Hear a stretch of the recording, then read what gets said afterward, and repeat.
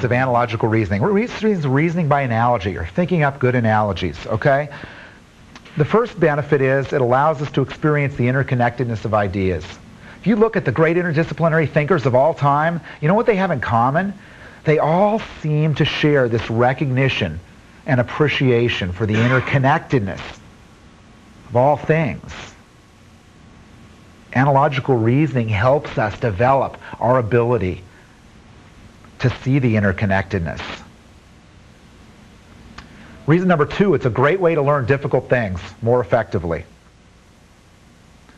A lot of cognitive psychological research on learning has to do with this concept of construction, that we as learners can't just learn isolated facts and tidbits of information the way they're presented to us in a class, say, for example, and be expected to remember or use that. But instead, we have to construct our own learning by making associations to other things, by relating it to things that are important to us, by bridging and restructuring in our own heads. Analogical reasoning is a tool that helps you do that.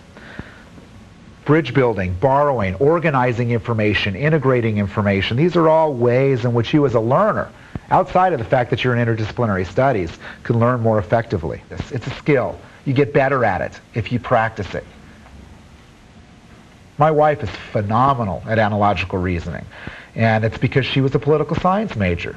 And in political science and in law, you learn how to reason by analogy a lot for reasons that we'll mention in a few minutes. So it's a skill. And then finally, the last one on the overhead there, enhances your creative output. It allows you to see connections in a more logical way. Let's take some examples having to do with that. I said that it's an effective way to help you learn about complex phenomena, okay? Let's take some analogies. Imagine the internet as a superhighway with, thousands of on-ramps and off-ramps, right? Easier to picture the internet if we talk about it in that term than if we talk about it about this. God, I couldn't even talk about it any other way. I mean, I'm sure there are engineers that can, the bits and the bytes and the, cyberspace and all of that. How do you think that if you get good at using analogies, right? If you're not motivated about a subject matter, right? How do you think that by using analogies and relating that subject matter to other things might serve to help motivate you? Laura? Might bring connections for you because it takes it from more of a academic or an out there kind of concept and brings it to something that you can relate to, that you've felt, you've touched, it brings to your senses, maybe even something you're interested in. That's so eloquently put. Thank you. That's exactly right.